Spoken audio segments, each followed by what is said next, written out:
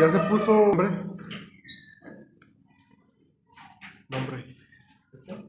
nombre de la predicación. Sí. Isaías 6 es la doctrina, hermanos. Vamos a ver los atributos de Dios. Isaías 6, versículo 1 al 3. Dice: en el año que murió el rey Uzías, vi yo al Señor sentado sobre un trono alto y sublime, y sus faldas llenaban el templo. Por encima de él había serafines, cada uno tenía 6 alas, con 2 cubrían sus rostros, con 2 cubrían sus pies, y con 2 volaban. Y el uno al otro daba voces diciendo: Santo, Santo, Santo, Jehová de los ejércitos. Toda la tierra está llena de su gloria. Padre, bendiga la doctrina, ayúdenos a entender, muéstrenos, Señor, quién es usted, ayúdenos a aprender, Señor, en esta culto matutino, Señor. Traiga con bien a todos los que vengan en camino y le suplicamos, Señor, que edifique su iglesia. Ayúdenos a conocerte cada vez más, en el nombre de Cristo Jesús. Amén. Bien, cuando nosotros estudiamos acerca de nuestro Dios, podemos encontrar algunos aspectos acerca de su personalidad únicos. En el pasaje de Isaías 6:3 podemos nosotros encontrar uno de los atributos más notables y mencionados de Dios en la Biblia. Es santo. Nuestro Dios es santo. Santo significa apartado. Él no habita, dice, con los pecadores, en comunión, de sentirse cómodo en la presencia de estas personas. El Señor es 3 veces santo, y normalmente se cree que en esta porción, en este pasaje, cada palabra cada vez que se dice santo, es para hablar de una de las personas de la Trinidad. Santo el Padre, santo el Hijo, santo el Espíritu Santo.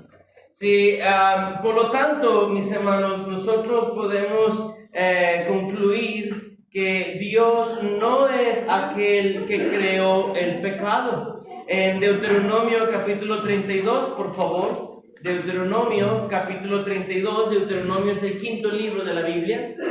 Deuteronomio capítulo 32, versículo número 5. Deuteronomio 32, verso número 5. Deuteronomio 32, 5. La palabra de Dios dice así: la corrupción no es suya, de sus hijos es la mancha, generación torcida y perversa. Entonces, la palabra del Señor no atribuye las maldades que hay en este mundo a Él. O sea, todos los asesinatos, los robos, violaciones, mentiras y todo el daño que el hombre se hace a sí mismo, todas las heridas que nosotros provocamos a otras personas, no es culpa de Dios, es culpa del hombre. Si nuestro Señor no es culpable de la mancha que haya aquí en este mundo, Él no es culpable del pecado. En Eclesiastés, por favor, vamos primero a Job. Job está atrás del libro de Salmos. Job capítulo número 34, por favor. Job capítulo 34. Job capítulo 34, versículo número 12. Job 34, 12. Job 34, 12. La palabra de Dios dice así: sí, por cierto, Dios no hará injusticia, y el omnipotente no pervertirá el derecho. ¿Quién visitó por él la tierra y quién puso en orden todo el mundo? Si él pusiese sobre el hombre su corazón y recogiese así su espíritu y su aliento, toda carne perecería juntamente y el hombre volvería al polvo. Si vuelve un poquito más atrás en el verso 5 dice: porque Jehová ha dicho yo soy justo, y Dios me ha quitado mi derecho. Versículo 10, por tanto, varones de inteligencia, oídme, lejos de Dios esté la impiedad y del Dios y del omnipotente la iniquidad. Él pagará al hombre según su obra y la retribución y le retribuirá conforme a su camino. Entonces, en este pasaje, Job está, un amigo de Job, si no me equivoco, Eliú se llama, está confirmando que nuestro Dios jamás va a hacer algo malo y no provoca, hermanos, una bendición a raíz de algo que es maldición. Si usted analiza el libro de Romanos, por favor, en el capítulo número 3, Romanos capítulo número 3, versículo número 7, Romanos 3, 7. Romanos capítulo 3, versículo 7 dice, pero si por mi mentira la verdad de Dios abundó para su gloria, porque aún soy juzgado como pecador. Y el verso 8 sobre todo.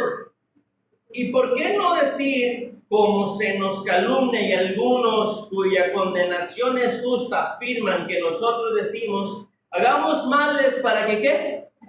Para que vengan bienes? Entonces algunas personas, me ha tocado hablar con algunas personas que dicen, no, ¿sabes qué? Es que si yo peco, Dios ya tenía preparado que Dios pecara y eso lo hace para después llevarme al arrepentimiento y que pueda yo encontrar el perdón de mis pecados. Eso no es verdad. El versículo 8 menciona que Dios no usa el mal para provocar algún bien. Nunca Dios tal hace. Y aquellos que afirman eso, hay una condenación justa que les espera, según el versículo número 8. Nuestro Dios es santo, está apartado por completo del pecado, lo aborrece. En Eclesiastés capítulo 7, por favor, versículo 29. Eclesiastés 7, 29 está después del libro de Proverbios. En la doctrina manejamos mucho la Biblia. Eclesiastés 7, 29.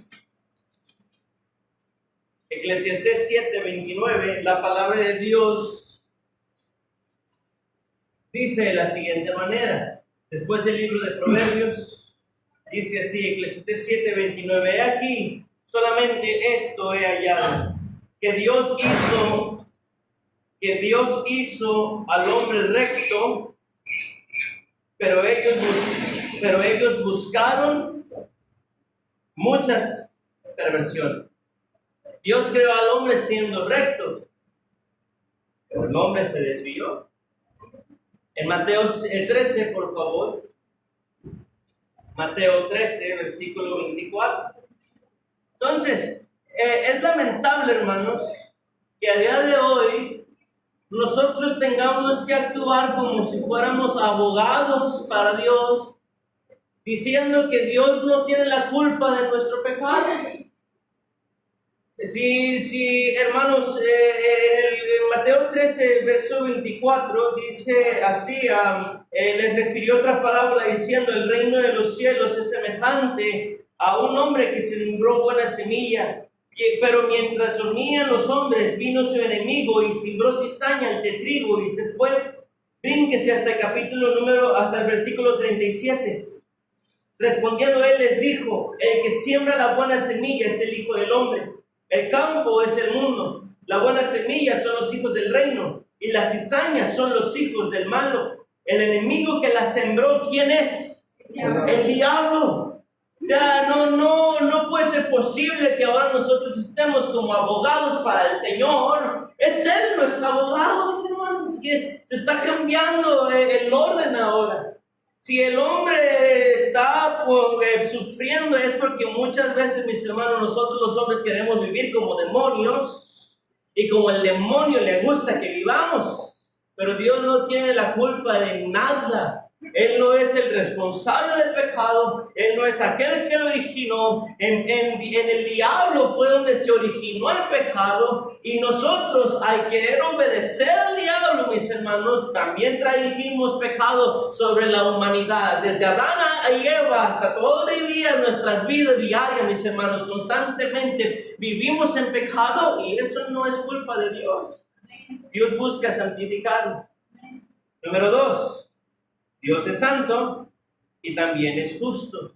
En Deuteronomio capítulo 32, por favor, Deuteronomio es el quinto libro de la Biblia. Deuteronomio capítulo 32, versículo número 5.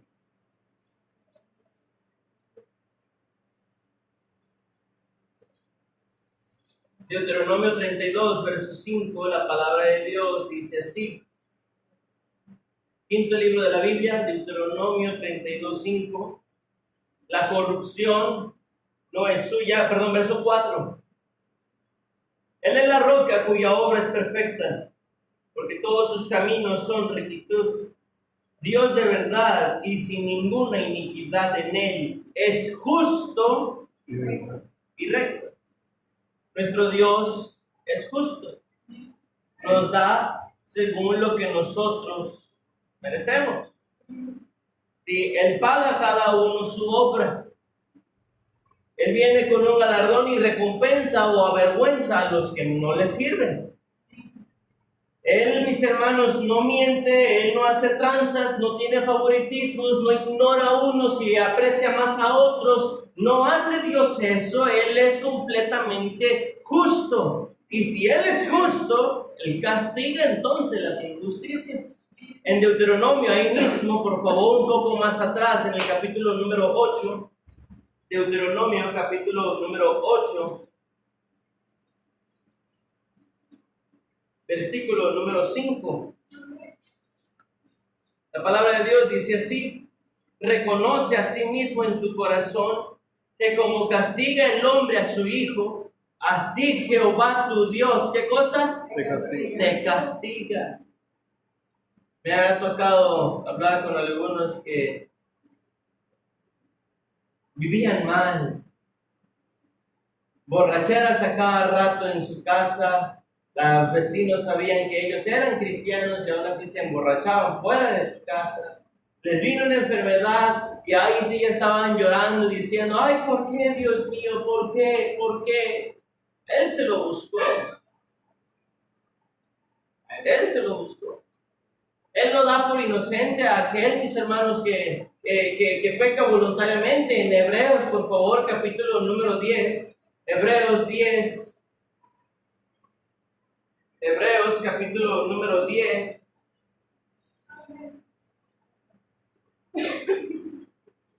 Versículo 26.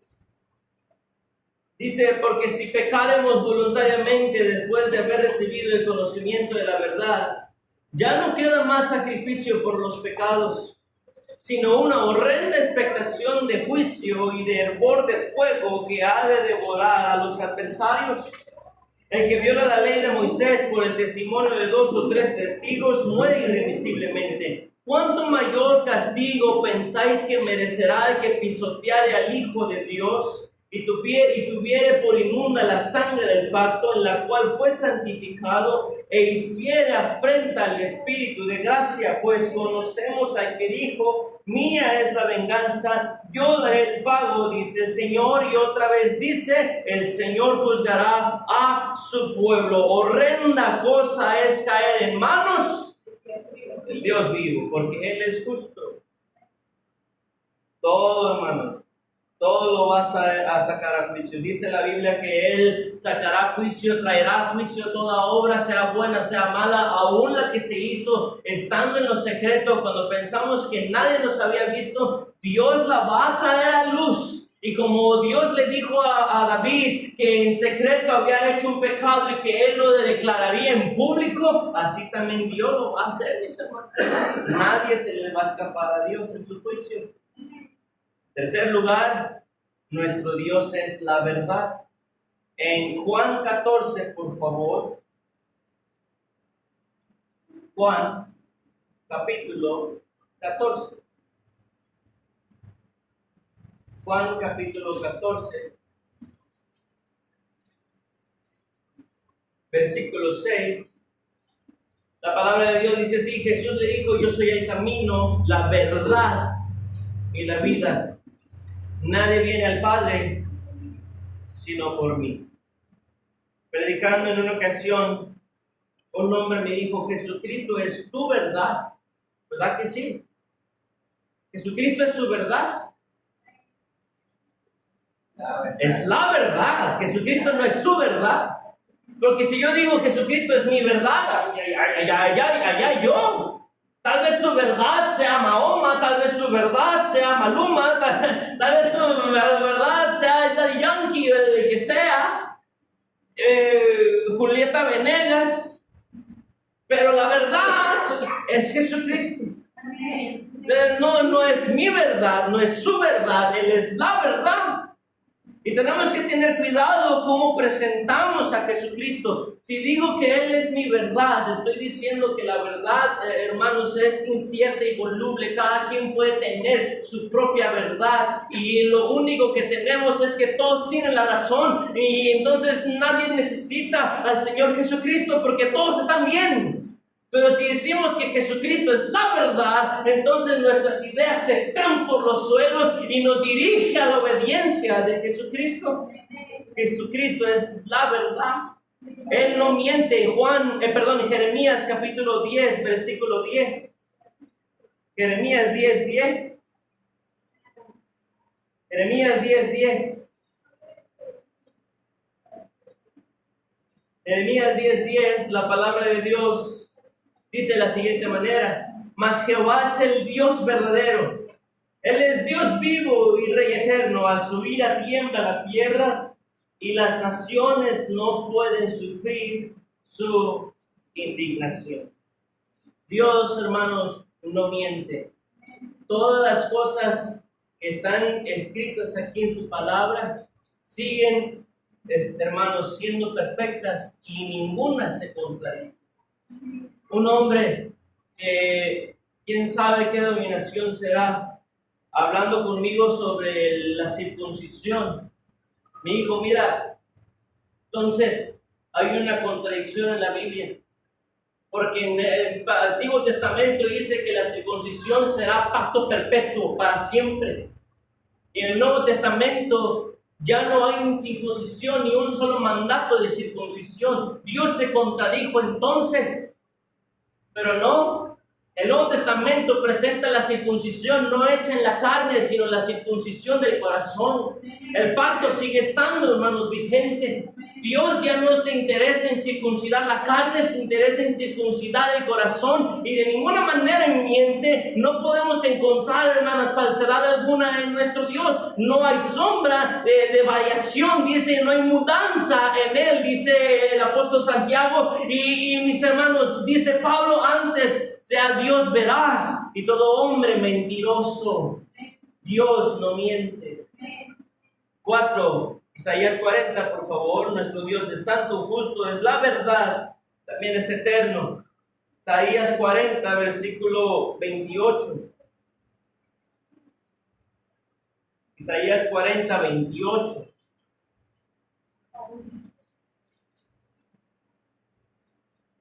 Isaías 40, 28, la palabra de Dios dice así: ¿no has sabido, no has oído que el Dios eterno es Jehová, el cual creó los confines de la tierra?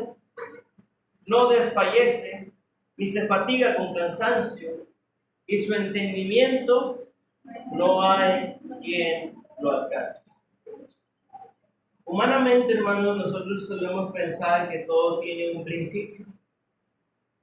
Si Dios creó el mundo, ¿quién creó a Dios? ¿No? Siempre se escucha que se pregunta eso. En Apocalipsis 1, por favor. Apocalipsis es el último libro de la Biblia. Nuestro Dios está por encima de la lógica y de las leyes humanas. Él no está sujeto a nuestro tiempo. Un día para nosotros, para Él puede ser 1000 años, y 1000 años para nosotros, para Él puede ser un día. Él no está sujeto a nuestro tiempo, a nuestro calendario. Él no hace distinción entre día y día. Todos los días le pertenecen a Él. ¿Sí? Él no está sujeto a las leyes terrenales ni propias de todo el sistema solar ni de la galaxia, porque Él está todavía más allá de la galaxia. Por eso nuestro Dios no tiene principio, Él es el principio. En Apocalipsis 1:8 dice: yo soy el alfa y la omega, las letras de un abecedario, alfa la primera, omega la del final, y con esta manera él se presenta como el primero y el último, principio y fin, dice el Señor, el que es y que era y que ha de venir, el Todopoderoso. Primera de Juan capítulo 4, por favor.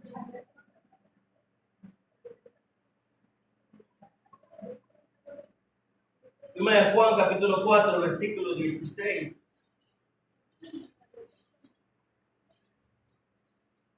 Y nosotros hemos conocido y creído el amor que Dios tiene para con nosotros. Dios es amor, y el que permanece en amor, permanece en Dios, y Dios en él. En quinto lugar, nuestro Dios, hermanos, es amor. Dios es amor, pero también es justo. Y usted no puede columpiarse siempre del amor de Dios pensando que lo va a volver a perdonar. Sí, ama y ama muy grandemente y perdona muchísimas veces, pero si a cada rato estamos dale y dale, Dios también es justo, Dios también castiga. Es amor, pero su amor no ciega su entendimiento. Hay padres que aman tanto a sus hijos que apapachan el error continuo de sus hijos. Cada rato los van a sacar de la cárcel. Y como ese hijo sabe que mamá siempre va a ir a pagar la multa, pues no entiende y sigue asaltando, sigue robando, sigue cayendo en la cárcel. A cabo que hay una mamá que siempre lo saca. El amor le ciega el entendimiento. Nuestro Dios no es así. Él sí sabe amar. No ama desmedidamente. Él tiene un orden para amar. Él nunca pone su amor por encima de su justicia. Sus dos atributos están por igual. Y si uno de nosotros se aprovecha del amor de Dios, hermanos, lo que nos espera es la justicia de Dios. ¿Me está poniendo atención? Amén. Génesis 35, por favor. Vamos rápido porque me quedan 3 minutos. Génesis 35 es el primer libro de la Biblia.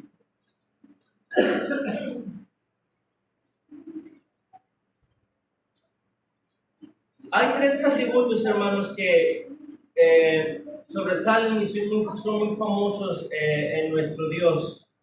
Es omnipotente, es decir, que todo lo puede. Es omnisciente, es decir, que todo lo sabe. Y es omnipresente, es decir, que está en todo lugar. Los atributos que tiene el Dios el Padre, que podemos ver en el Antiguo Testamento, también se presentan en el Hijo y en el Espíritu Santo. En Génesis 35:11, presentándose Jehová, Dios Padre, dice: también le dijo Dios: yo soy el Dios omnipotente, que todo lo puede. Si usted va a Apocalipsis 1:8, donde ahorita estábamos, Apocalipsis 1:8 se presenta Jesucristo, y dice: yo soy el alfa y el omega, soy el principio, el fin, el que era, que es y el que ha de venir, el Todopoderoso. Entonces, tanto el Padre como el Hijo son omnipotentes, son 2 personas diferentes, pero el mismo Dios. Salmo 139, por favor, versículo número 4. Salmo 139.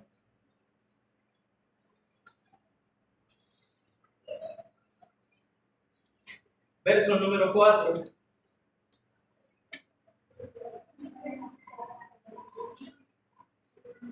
Pero desde el 1 dice: oh Jehová, tú me has examinado y conocido, tú has conocido mi sentarme y mi levantarme, has entendido desde lejos mis pensamientos, has escudriñado mi andar y mi reposo, y todos mis caminos te son conocidos. Pues aún no está la palabra en mi lengua, y he aquí, oh Jehová, tú la sabes toda. Detrás y delante me rodeaste, y sobre mí pusiste tu mano. El versículo 7. ¿A dónde me iré de tu espíritu? ¿Y a dónde huiré de tu presencia? Si subiere en los cielos, allí estás tú. Y si en el Seol hiciere mi estrado, he aquí, allí tú estás. Si tomare las alas del alba y habitar en el extremo del mar, aún allí me guiará tu mano y me asirá tu diestra. Si dijere ciertamente las tinieblas me encubrirán, aún la noche resplandecerá alrededor de mí. Constantemente este hombre está diciendo, tú estás en todo lugar. Si me voy allá arriba, si me voy allá abajo, allá tú estás, no puedo ir de ti. Me rodeas por delante, me rodeas por detrás, estás arriba, estás abajo, a mis lados también, estás en todos lados. Dios es omnipresente. Y en Juan 1, por favor, versículo número 45. Juan capítulo 1. Juan 1,